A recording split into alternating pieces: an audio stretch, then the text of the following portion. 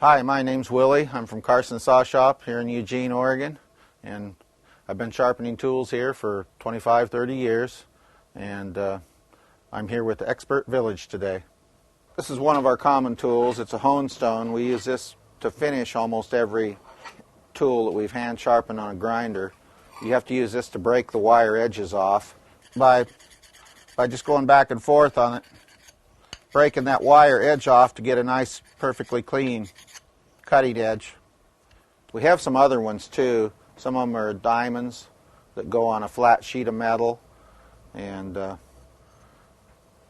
that's about all you need.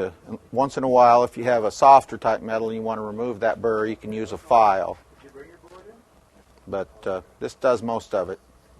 And most of your hardware stores and stuff will carry all kinds of these.